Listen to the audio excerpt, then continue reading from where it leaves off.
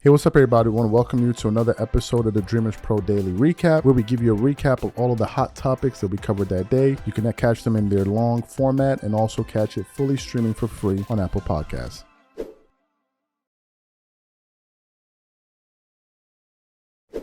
Let's get into today's topic. So, as y'all know, we're not really fans of JJ Redick on this channel, right? I've made my feelings crystal clear on what I think about JJ Redick. Hell, we produced some shows recently where I reiterated some of my views on him. So yesterday I was kind of relaxing. I didn't really watch many NBA games this break. So I was combing through the internet and I saw a video that was recommended to me on YouTube. And it says, Charles Barkley goes off on JJ Redick. And I'm like, wait, what is going on here? Now, JJ is someone that has been called out many times by some of the greatest players to ever play the sport. You're talking about guys like Bob Cousy, Jerry West, Dominique Wilkins, Michael Cooper, just to list a few. And these guys have all called him out for some of the disrespectful things and, dare I say, crazy things he has said about errors in the past, players in the past, etc., etc., etc. So during the last month or so of last year, we were talking about the decline in NBA ratings, right? We were talking about that. Everyone was weighing in on it.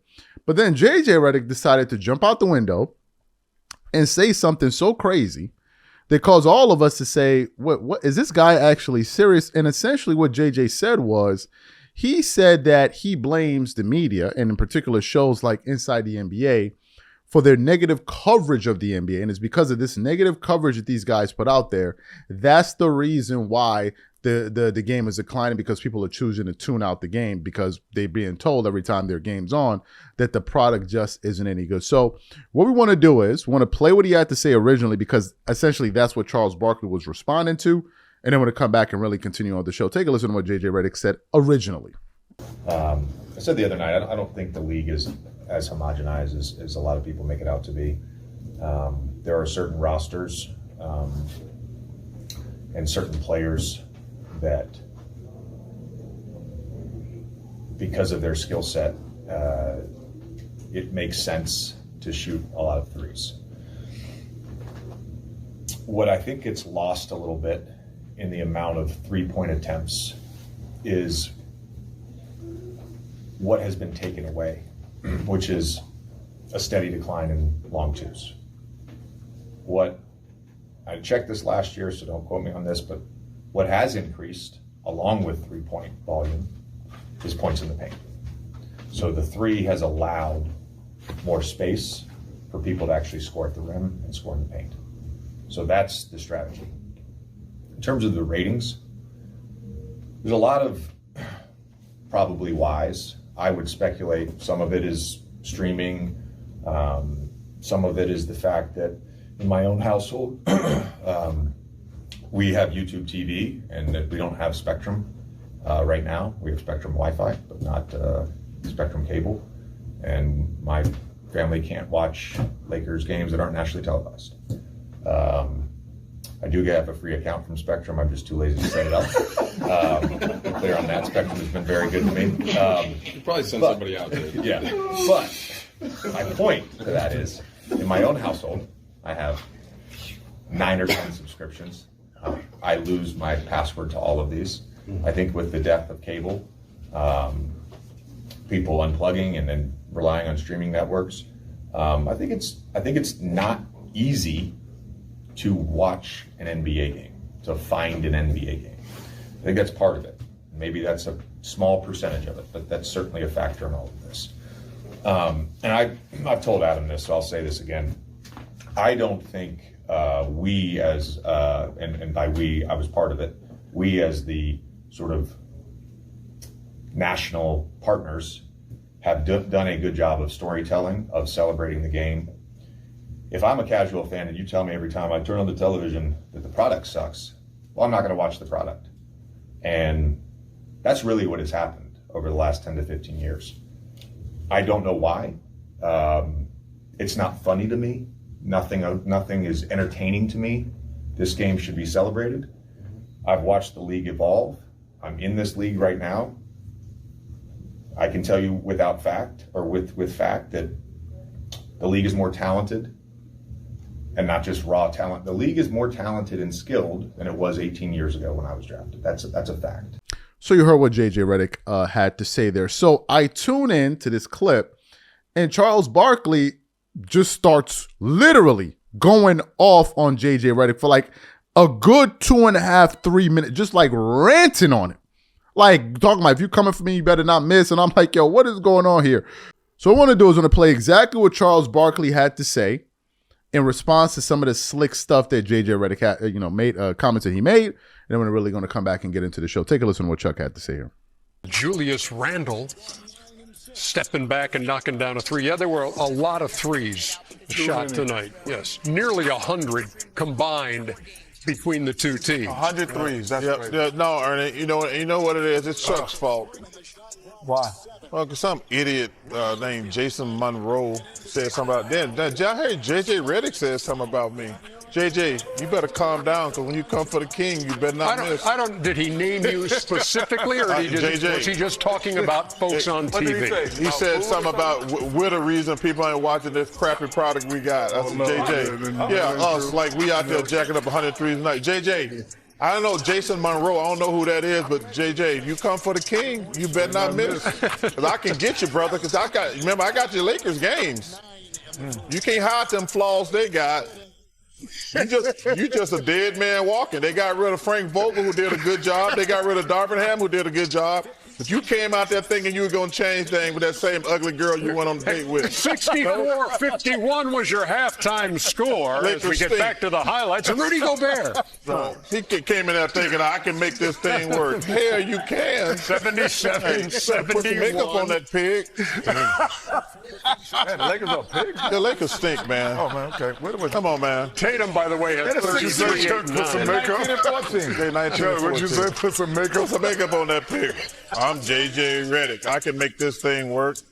Please. Chico, please. Josh Minot right there with the big dunk as Minnesota comes back at him. And Dante DiVincenzo ties it up at 94. I'm being professional. You come for me, you better not miss. We heard that already. Okay. As Tatum come for you, I missed it. We're the reason ratings are down. Oh, we're the reason? We're the reason. Like we playing. We're only on an hour a day. Well, hey, listen. If me and Shaq, a week. That's exactly right. If me and Shaq played, damn, the ratings would be down.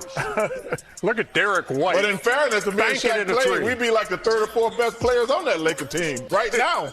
That is the last gasp for Minnesota. LeBron AD did. Chuck, get in the game. Chuck, get in the game. Damn bombs out there. But it's Frank Vogel and Darvin Ham's fault. How did we go there from talking about people Minnesota jacking up 103 saying we're the reason ratings are down. 30 seconds to another three-point shooting contest. What are the lotto numbers for next month? Hey. That's what Damon said. Damon, stop it, man. I got to be able to see, fool. Oh, my gosh. All right, tell us how you really feel. It's a big game for the Sixers, Cerny. They need to win this game. So you heard what Charles had to say. What are my thoughts about this? I'm not surprised at all. Look, guys, JJ Redick, there are some people out there that believe that this guy is a basketball savant. He knows more basketball than anybody else out there. But on numerous occasions, you've seen some of the greatest players to ever play the sport call him out. We're talking about like top 75 guys. And you can add another person to that list in Charles Barkley. All of these guys are saying that this guy don't really know what the hell he's talking about. He was saying that there was no physicality in the 90s. Just imagine, JJ Redick is talking about there's no physicality in the 90s. He's talking about players are more skilled today and more offensively gifted. Look, I want to point your attention to a series that took place a few years ago. Do you guys remember the series when the Brooklyn Nets played against the Boston Celtics in round one? And Kevin Durant and Kyrie Irving were absolutely stifled in that series. Especially Kevin Durant, who we regard as one of the greatest scorers ever. KD couldn't even, it looked like KD couldn't shoot himself out of a paper bag. It was that bad. Mr. Efficient Kevin Durant. And then I watched the clip from First Things First with Chris Broussard, and he brought up a point. He said, what we're witnessing right now is 90s defense. That's what Chris Broussard had to say. He said, this is 90s defense. And you saw gifted players like Kyrie Irving and Kevin Durant with all of their skill. They could not deal with the physicality. And then you turn around and you got a dude like JJ Redick that's talking about physicality wasn't even a real thing. You have that aspect of it. You also have the aspect that Charles Barkley brought up, which was this dude thought he was Pat Riley. He thought he was Pat Riley and things are going to be different under him. Charles spoke to that too, which lets you know that if Charles Barkley's saying it, a lot of people are thinking it. And all the other people that are out there afraid to say it are just basically twerking it up all day. It's 2025 and they still twerking. They still pouring honey all over each other in 2025. Charles is saying that this dude ain't nothing to be for us to be up here celebrating. But the way that the media tried to portray him in the offseason, they were talking about, the Lakers think they found Pat Riley. So if you thought you found Pat Riley, why did you then make a proposal to Dan Hurley when you already got Pat Riley? Why'd you make that proposal? Whenever the Lakers win at the end of the game, JJ Redick is all smiles. Whenever they lose, he looks like he's having an emotional breakdown. He thinks he knows. He thinks he knows more basketball than everybody in the room. Almost everything that JJ Redick says about this era is a total antithesis or diametrically opposed to almost everything Kobe was saying about modern basketball. And you think that I'm supposed to be sitting up here and listening to what JJ Redick got to say over what Kobe and these guys? You must be crazy. You can go listen to him for whatever reason. Y'all love to listen to JJ Redick because some of y'all love to listen to him. They was over there giving them, the Lakers had the same record as they did last year. JJ Redick has already proven he a Hall of Fame. That's what Gil's Arena said. After they got blown out by the Cavs the first time they played him, they wrote on their thumbnail, JJ is already proving that he is a Hall of Fame bass. That's what they said. That's what they said. You look at the Lakers right now. You look at their record. Does that look like Hall of Fame stuff? All of the wins that the Lakers are piling up are against useless teams. Just last night, they beat the Portland Trailblazers. The Portland Trailblazers are trash. They're trash. The Lakers are the 6th seed. They beat a team in their conference that was the 13th seed. Prior to that, the last 3 victories that they had were against the Kings, who just fired Mike Brown, who have a 15-19 record. But whenever they play real teams, they get blasted. The only good team that they recently beat was the Minnesota Timberwolves. So, look, I'm glad Charles Barkley pointed it out. He said what a lot of us think, and he is 100% right. JJ Redick thinks he knows it all, and a lot of these basketball guys, not me, forget about me, I ain't playing in the NBA. But a lot of these top-of-the-shelf guys are saying that this guy doesn't know what the hell he's talking about. I think I'm going to agree with them. Who do you agree with? Whatever you guys think, please leave your thoughts and comments in the comments. And by the way, let me say this.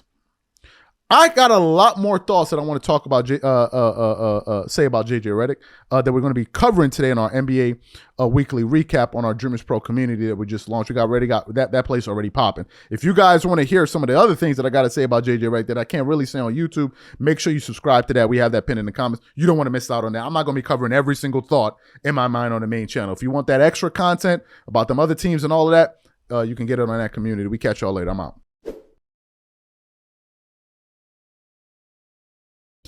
We are back, and it means that we're going to be reacting to a lot of the crazy stuff that's being said all throughout the NBA for this portion of the season. And boy, oh boy, is there a lot of it, right? Is there a lot of it? And one of the people that decided to kick it off right before the new year kind of kicked in was LeBron James himself. As you guys know, the NBA has been celebrating the fact that LeBron James is going to be just turned 40, right? And he's turned 40 and he's doing what he's doing. He's averaging his numbers and everyone is excited about that, right? Good for him. Congratulations to LeBron James. He's 40 years old, playing in the NBA, playing very well. So congratulations to him. But we all know it couldn't stop there. We all knew it couldn't stop there because with LeBron comes narratives. With LeBron comes narratives. We recently produced a show that was centered on a back and forth that Stephen A. Smith had with Malika Andrews. They're talking about a game, I think a Lakers game, and then out of nowhere they pull up this graphic about the 30-point games that LeBron James has in comparison to Michael Jordan. Stephen A. Smith's like, yo, what are we doing here? Like, what are we doing here? And then ESPN found another moment to talk about how great LeBron is and what Michael Jordan is and doing and all of that. So what happened? LeBron recently attended a Lakers, press conference, he was in the practice facility. They even had images of him out there being celebrated by his teammates. I think they sang him happy birthday. No, it was the rookies. The rookies that sang him happy birthday and all of that. So it was a good moment and all of that, right?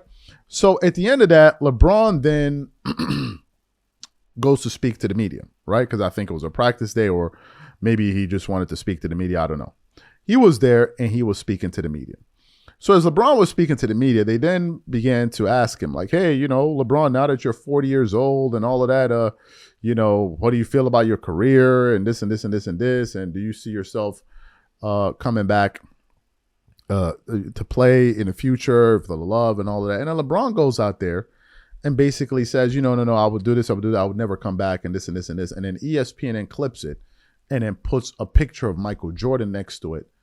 And these guys are basically taking a shot at Jordan because we all know ESPN is a LeBron James network. And I'm like, yo, when are we going to be done with this? Like, when is this going to be over? So before we even go any further, I want to play what LeBron had to say, because we want to play the audio of him actually saying it. And then we're going to get into the response of what people were saying. So what we want to do is want to play what LeBron had to say there. And I want to come back and get into the reaction of it. Take a listen to LeBron James here. What is sort of your current relationship with potential retirement at some point? Like, It's very good. It's very good. What will it be that tells you it's enough? It won't be because I can't play this game at a high level. It won't be because of that. Because, to be honest, if I really wanted to, I could probably play this game at a high level probably about another, weird that I might say, about another 5 to 7 years if I wanted to. But I'm not going to do that. Is there any chance you would walk away and miss it? And feel compelled Of to course. come back? Hell yeah. What? And come Yeah, back? I mean, like Brady did it, Jordan did it. Oh, and come back? Come Oh, back. no. But I would miss the hell out of it for sure. But no, I won't walk away with it and come back. No. So you heard what LeBron had to say. Now, I want to put up the thumbnail. I want to put up the thumbnail on that ESPN and NBA and ESPN posted. So take a look at it here. LeBron is there talking about what he's saying. And then they put at the last slide, they look, I won't walk away and come back. And then they put a picture of Michael Jordan next to it. Jordan is not even here. But they put a picture next to it. Now, I want to read some of the reaction of what some people said. Some people were talking about longevity. Another person said LeCap because he said he could play for another 5 to 7 years. Another person said, I wish I could be on that hat right now. Another person said LeCap on Labide, bro, got 10 years in it. And a bunch of people just basically laughing at him, and other people basically laughing at Michael Jordan. Another person on another channel, on the other Bleacher Report post said, better than Jordan, Button. They did that. And of course, people started saying that, he's better than Michael Jordan, all of that. And ESPN is promoting this, right? ESPN is promoting this GOAT talk. But whenever we cover these stories, when we push back on LeBron and these MJ narratives, LeBron fans like to say, oh, you're always making it about LeBron James. When that's all the media does, make it about LeBron and Jordan. That's all the media does. Here's a moment where LeBron is celebrating his birthday, and then they brought Michael Jordan into it. And LeBron knows damn well what he's saying and how it's going to land and how some people are going to use that. He knows that because he has made it his life mission to convince people that he's a better basketball player than Michael Jordan. And the irony in all of this is that Jordan says nothing about LeBron James. Nothing. You don't hear any quotes anywhere of Michael Jordan weighing in on what LeBron thinks and this goal. He doesn't even say anything. The last time we heard Michael Jordan even speak on basketball was when he was pushing back on the notion that Stephen Curry is a better, is ranked all time higher than Magic Johnson. And that's when Stephen A. Smith read out a text message or something like that. Jordan doesn't even talk about basketball. The guy is worth $2-3 billion. He's there enjoying his life. But these guys are out here constantly trying to convince you that LeBron is better than Michael Jordan. And I don't understand why. I don't understand why. And the irony of it is, whenever you push back on it, all of a sudden LeBron fans jump up and start hollering and screaming about, oh, how you're hating on my king. How you're hating on my king. You're hating on... Look. LeBron playing to the age of 40 is an impressive feat for LeBron himself. But to suggest that somehow makes him a better basketball player than Michael Jordan is ludicrous. It's ludicrous. LeBron has tried so many things to try to make the GOAT case against Jordan, and then the last one he has is now the longevity one. He couldn't do it as a player. He couldn't do it when it came to winning. He couldn't do it when it came to dominating. He couldn't do it when it came to influencing the game. He couldn't do it in any of those areas. So the last one that these guys concocted was the longevity one, which nobody cares about. We never cared about it until now, when the clutch sports and all of these guys try to make us care about it. I never heard this longevity be a thing when they talk about Kareem Abdul-Jabbar. I never heard them talk about it. I never heard them talk about, oh, Kareem leads the league in scoring and all of that. I never heard it. But the moment LeBron did it, all of a sudden it became important. You even had basketball guys that tell you, oh, I don't pay attention to stats. And all of a sudden, that's the only reason they have LeBron in their top 5, top 3, top 2, whatever. They're using stats. So this has been this concerted initiative for these guys to go out here and try to convince people. And again, I reiterate my original thesis. The irony in all of this is that Jordan says nothing.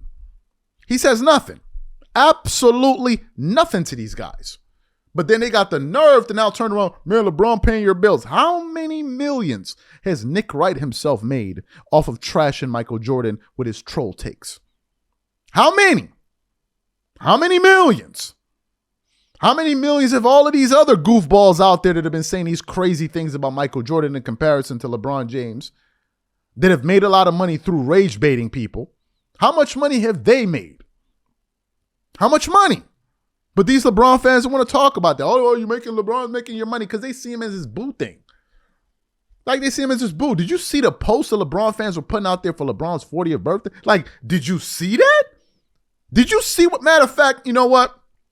That's something I'm going to talk about on the NBA weekly recap that we got on our Dreamers Pro community pinned to the comments. If you want to hear what I got to say about these twerking ass LeBron James fans with them zesty posts that they was putting out for LeBron James' birthday on his 40th birthday. If y'all want to hear what I got to say about that, make sure you sign up to the Dreamers Pro community. That's the only place I'm talking about. I'm not going to talk about it on the channel. But I'm going to get into those. I'm going to talk about them dudes today because something really wrong with you dudes.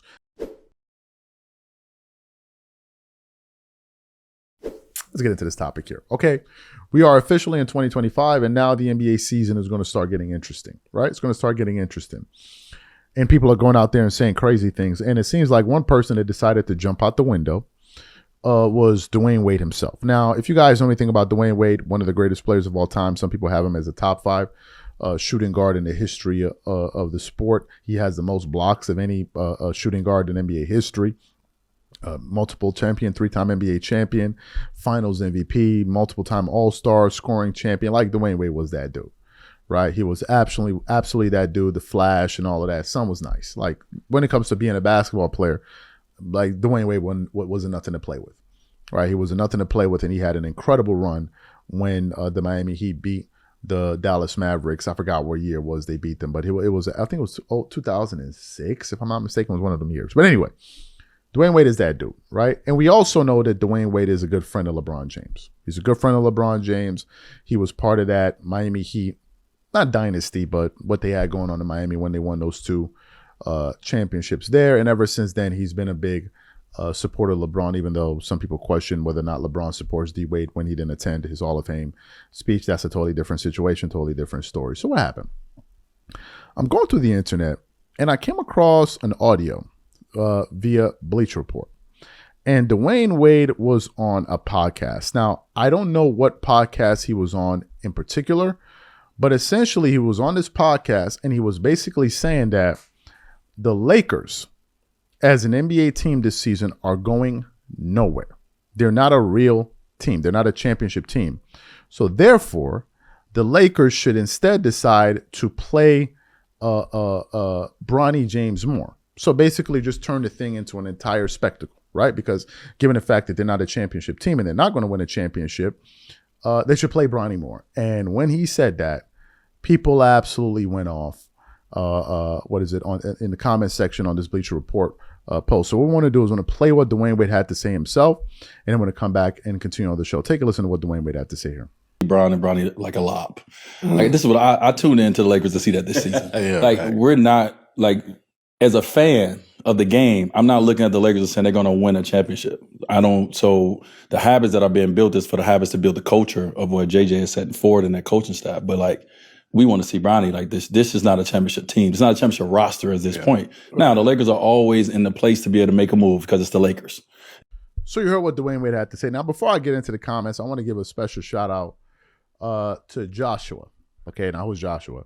Joshua is this guy I met during the holidays. I was with my wife. We were staying at a hotel, and he walks up to me. He goes, "Are you Charles from Dreamers Pro?" He walks up to me with his daughter. Must have been 2 or 3 years old, no more than 3 years old. He goes, "Are you Charles from Dreamers Pro?" I'm like, "Yeah." He's like, "I thought it was you." So we started chatting and all of that. We spoke a little bit about basketball. He's a big Golden State Warriors fan. He also supports Giannis. So I told him that I would give him a shout out today. So Joshua, I saw you in the hotel. I won't mention the hotel's name, but I saw you there with your family. So giving you a shout out in today's video, and I didn't forget. Right, I didn't forget. So shout out to Joshua there. But anyway, let's continue on with the show. So let's get back to what people had to say. Let's read what some of the people said. One person said, "Why didn't Utah draft him if that's the case?" Another person said, "LeBron is always a chip team, always." Another person said, "And why your son not in the league?" Another person said, "Lakers are a championship team." Another person said, "Any team with Bronny is a championship team," laughing. Another person said, "I mean, he's right. He said from a fan's perspective." Another person said, "Isn't Bronny on the Lakers bench dressed to play during most home games?" Another person said, "You're worried about the wrong kid, ain't you?" Another person said, "New meme material this take." Another person said, "I'll speak for everyone. D Wade, nobody cares about what you think." And then one other person said, "Freezing cold take." And then one last guy said, "Don't think anyone should take advice from this guy on what they're," and then, okay, so I'll leave it. And then one final guy said, "NBA is fine without Bronny." So you heard what NBA fans had to say. What are my reactions to it? I get what Dwayne Wade is saying in the sense that he believes that the Lakers aren't going to go anywhere. So given that that's going to be the case, why not just capitalize on the moment that you have Bronny and you have LeBron James, let them play and just turn it into a media spectacle? I kind of understand what he's saying, but here's the problem, and here's why it would be a disaster if they actually tried to do that. If the Lakers started playing Bronny, you would immediately realize that the Lakers are not serious about winning.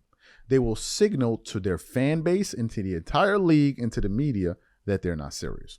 Because if the Lakers are actually serious about winning basketball games, there's no way, absolutely no way, that they would be playing Bronny any significant minutes. Why? Because Bronny's still developing in the G League. So why would you insert a G League player into the rotation knowing damn well that he's not going to have any impact on the team's ability to win games, and then say that, oh, we're playing him because we think he can give us a shot to win when everybody knows he won't? So if they do that, it would be a disaster. And from a narrative standpoint, it wouldn't work. Yes. Would they be able to sell jerseys doing that? Sure. Would they be able to get some LeBron fans in the corner twerking it up, hollering and screaming about it? Yes, of course. Because these dudes are always going to twerk. They're always going to scream. They're always going to holler. That's true. So no matter what LeBron does, these guys are going to be in full support of it. No doubt about it.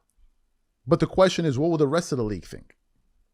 You already heard players like DeMarcus Cousins say that he doesn't think the Lakers are serious.